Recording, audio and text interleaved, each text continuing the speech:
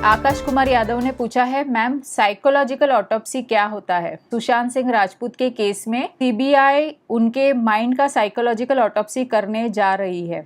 बहुत अच्छा क्वेश्चन पूछा है आकाश जी।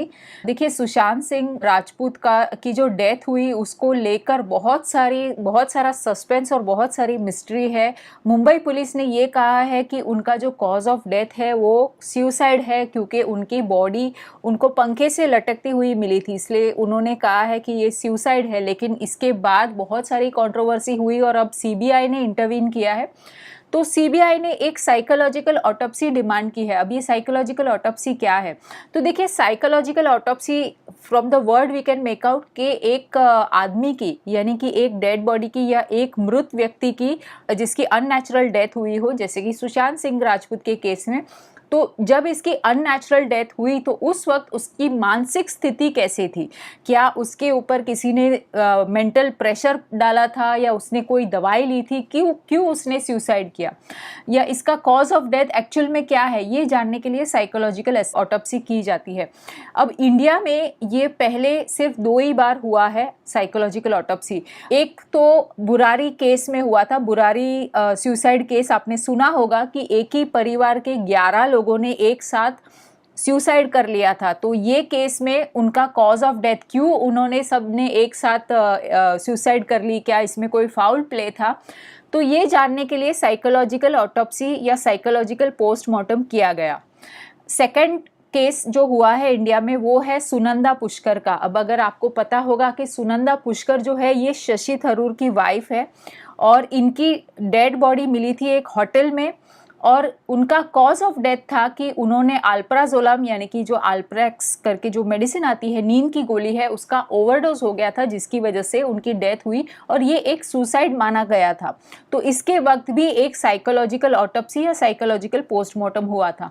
तो सेम सुशांत सिंह राजपूत के केस में भी इसका साइकोलॉजिकल पोस्टमार्टम का इस्तेमाल किया जाने वाला है। तो अब कैसे होगा ये, हाउ इट विल हैपन, और कौन करेगा ये साइकोलॉजिकल ऑटोप्सी या साइकोलॉजिकल पोस्टमार्टम? देखिए, जब एक साइकोलॉजिकल ऑटोप्सी होती है तो इसमें बहुत सारे लोग इन्वॉल्व, सिर्फ पुलिस वाले नहीं होते।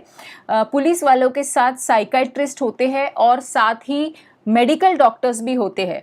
अब इसमें वो लोग क्या करते हैं, एक साथ सबसे पहले तो जो मर गया होगा या जो डेड पर्सन होगा उसके मेडिकल रिकॉर्ड्स लेते हैं, उसकी पूरी डिटेल्ड मेडिकल हिस्ट्री, कब उसने कौन सी गोली ली थी, पेन किलर से लेके कौन सी नींद की गोली ली थी, उसकी पूरी चिट्ठी निकालते हैं, उसकी पूरी ट्रीटमेंट हिस्ट्री निकालते हैं। इसके साथ साथ एक सर्जन होता है या फिर एक मेडिकल प्रोफेशनल होता है जो ब्रेन का जो टिश्यू है, जो पोस्टमार्टम के वक्त जो ब्रेन का टिश्यू या ब्रेन का सैंपल लिया जाता है, उसका भी एनालिसिस करता है कि क्या ब्रेन में किसी तरह के टॉक्सिक सब्सटेंसेस जैसे ड्रग ओवरडोज या फिर कोई दवाई का ओवरडोज या फिर कोई नशीली दवाई का कुछ उसमें अवशेष मिलता है या नहीं, क्योंकि अभी रिसेंटली ये अफवाह चल रही है कि इसके अंदर कुछ ड्रग्स भी इन्वॉल्व्ड है।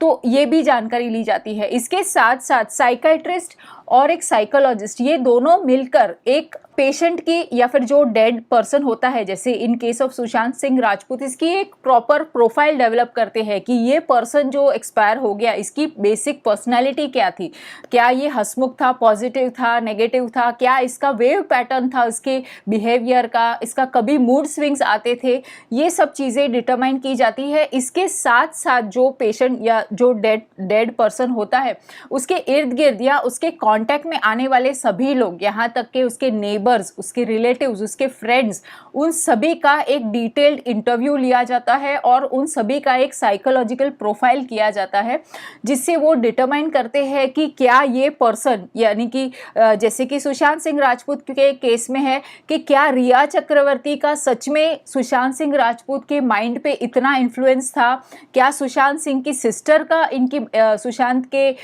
माइंड पे इतना ज़्यादा इन्फ्लुएंस एविडेंस था, इस तरह का जो रिलेशन होता है ये फाइंड आउट करने की कोशिश करते हैं ताकि उनको पता चले कि किसी के मेंटल प्रेशर में आके या किसी का मेंटल मैनिपुलेशन या किसी ने कुछ बोल दिया होगा या जानबूझ के उसको इमोशनली ब्लैकमेल किया होगा जिसकी वजह से सामने वाले ने सुसाइड कर ली। तो ये जो कनेक्शन होता है इसको ढूंढने की कोशिश की जाती है।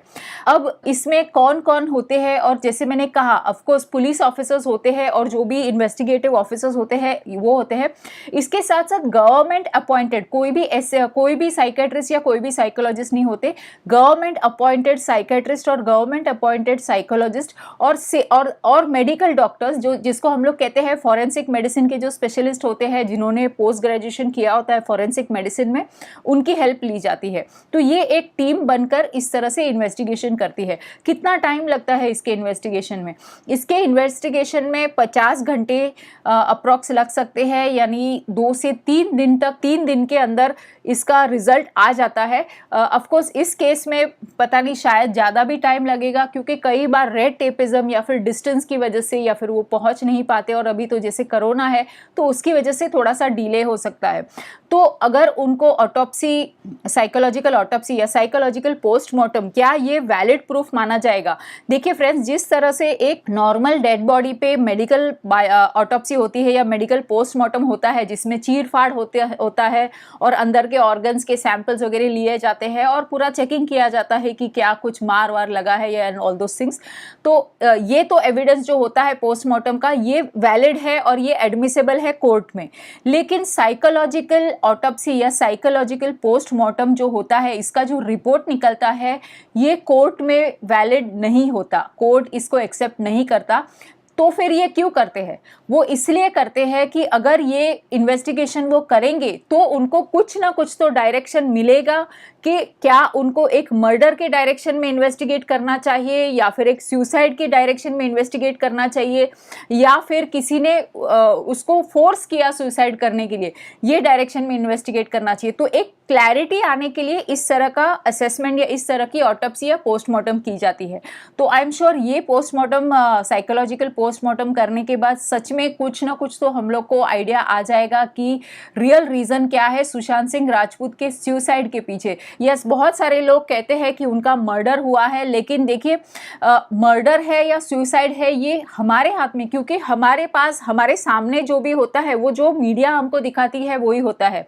हमने एक्चुअल में हमारे हाथ में या हमारे आंखों के सामने फैक्ट्स नहीं होते, तो it is very difficult to जज कि सच में क्या हुआ है। And we have to rely on police and we have to rely on the court's decision. तो I hope you got your answer.